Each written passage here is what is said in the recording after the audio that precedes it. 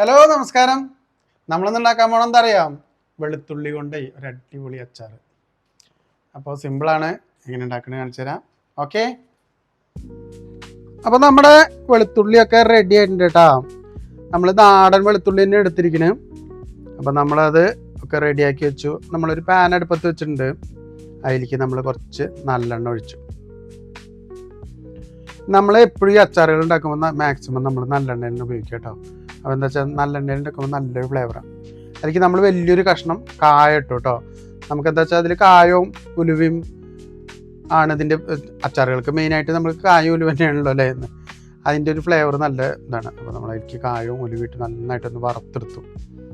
ഇനി നമ്മളെന്താ ചെയ്യുക, ആ പാനിൽ തന്നെ നമ്മൾ നമ്മുടെ വെളുത്തുള്ളിയില്ലേ ഇട്ടിട്ട് നന്നായിട്ടൊന്ന് ഒന്നിങ്ങോട്ട് വറക്കുക വെച്ചാൽ നമ്മൾ നല്ല ഇങ്ങനെ വറുത്തതാവൊന്നും വേണ്ട. ഒന്നിങ്ങോട്ട് ആകുമ്പോൾ ഒരു ഹാഫ് ബോയിൽ മാതിരിയാവും. അങ്ങനെ ആക്കി നമുക്ക് എടുക്കാം കേട്ടോ.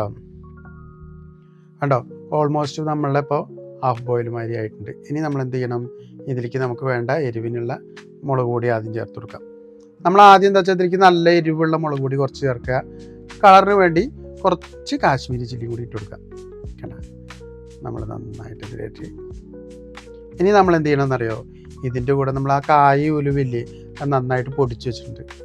അതും കൂടെ ഇതിൽ മിക്സ് ചെയ്തിട്ട് നന്നായിട്ടൊന്ന് മിക്സ് ചെയ്യാം. ഇപ്പം നമ്മൾ കത്തിച്ചിട്ടില്ല കേട്ടോ, നമ്മൾ ആ ഫ്ലെയിമൊക്കെ ഓഫ് ചെയ്തിരിക്കുകയാണ്. നമ്മൾ ആ വെളുത്തുള്ളിയുടെ ഇതായി കഴിഞ്ഞാൽ പരുവായി കഴിഞ്ഞാൽ പിന്നെ നമുക്ക് അപ്പം തന്നെ ഓഫ് ചെയ്യാം. എന്നിട്ട് അതിന് ശേഷമാണ് നമ്മൾ ഈ മസാലകളൊക്കെ ചേർക്കുന്നത് കേട്ടോ. അത് ചേർത്തു. ഇതിൻ്റെ കൂടെ നമുക്ക് ആവശ്യത്തിന് ഉപ്പ്, നമ്മൾ കുറച്ച് ഉപ്പൊന്ന് മുന്തി നിന്നോട്ടെ കേട്ടോ. കാരണം വെളുത്തുള്ളിലേക്കൊക്കെ പിടിക്കുമ്പോൾ നല്ല ഉപ്പ് വേണം. നമ്മളിതിലേക്ക് ആവശ്യത്തിനുള്ള വിനീഗർ അതും കൂടി ഒഴിച്ചു കൊടുത്തു. വിനീഗറും ഉപ്പും ഒന്ന് മുന്തിക്കണം കേട്ടോ. കാരണം എന്താ വെച്ചാൽ ഈ വെളുത്തുള്ളിയിലേക്ക് എല്ലാം ഇങ്ങനെ പിടിച്ച് വരുമ്പോഴേക്ക് കുറച്ച് കൂടുതൽ വേണം. നമ്മളെ എപ്പോഴും ടേസ്റ്റ് വെക്കുമ്പോൾ വിനീഗറിൻ്റെയും ഉപ്പിൻ്റെയും ടേസ്റ്റ് കുറച്ച് മുന്തി നിൽക്കുക. 2-3 ഒരാഴ്ച കഴിയുമ്പോഴേക്കും അത് വെളുത്തുള്ളിയൊക്കെ പിടിച്ച് വെളുത്തുള്ളിയിലുള്ളിക്കൊക്കെ ഫ്ലേവറൊക്കെ പിടിച്ചതാകുമ്പോഴേക്കും അടിപൊളിയാണ്. കണ്ടോ, അപ്പോൾ നമ്മളെല്ലാം മിക്സ് ചെയ്ത് റെഡിയാക്കി വെച്ചു. ഇനി നമ്മൾ എന്തായിട്ടുണ്ടെന്ന് അറിയാം, ഇത് നമുക്കൊന്ന് വറുത്തെടുക്കാൻ നമ്മൾ നല്ലെണ്ണ തന്നെ ഒഴിക്കണത്. നല്ലെണ്ണ ഒഴിച്ചു. ഇനി നമുക്കതിലേക്ക് കുറച്ച് കടുക് ഇട്ടു. കടുക് നല്ല പൊട്ടി വരുമ്പോൾ നമ്മൾ എന്താ ചെയ്യുക, അതിലേക്ക് ഉണക്കമുളക് ഇട്ട് കൊടുക്കുക. അതിലേക്ക് വേണ്ട കുറച്ച് കരിവേപ്പില കൂടി ഇട്ട് കൊടുക്കുക. കണ്ട, ഈ കടുക് പൊട്ടിക്കഴിഞ്ഞാൽ നമുക്ക് ഫ്ലെയിം ഒന്നൊക്കെ താഴ്ത്തി വയ്ക്കാം കേട്ടോ. എന്നിട്ട് മതി, അല്ലെങ്കിൽ മുളക് കരിഞ്ഞു പോകും. അപ്പോൾ എന്നിട്ട് മുളകൊന്ന് വരണ്ട് കഴിയുമ്പോൾ നമ്മുടെ കരിവേപ്പിലയും ഇട്ട് കൊടുക്കാം. നമ്മുടെ വെളുത്തുള്ളി അച്ചാറിൻ്റെ മുകളിൽ കൂടെ ഇങ്ങനെ ഒന്ന് പാറ്റി അങ്ങനെ ഒഴിക്കണം. കണ്ട, അപ്പം തന്നെ നമുക്ക് എന്ത് രസമാണ്. ഇനി നമ്മളിത് നന്നായിട്ടാണ് മിക്സ് ചെയ്യുക.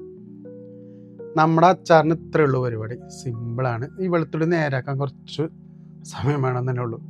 അപ്പോൾ നമ്മുടെ അച്ചാർ റെഡി ആയിട്ടുണ്ട് കേട്ടോ. നമുക്കൊന്ന് കഴിച്ചു നോക്കാം അല്ലേ. നമ്മുടെ അച്ചാർ ഞാൻ കഴിച്ചു നോക്കട്ടെ കേട്ടോ.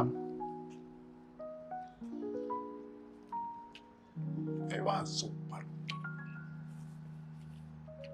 അപ്പോൾ അടിപൊളിയായിട്ടുണ്ട്. എല്ലാവരും ഒന്ന് ഉണ്ടാക്കി നോക്കാം, അഭിപ്രായങ്ങൾ പറയുക, സബ്സ്ക്രൈബ് ചെയ്യുക, കമൻറ്റ് ചെയ്യുക, ഷെയർ ചെയ്യുക. Okay, thank you.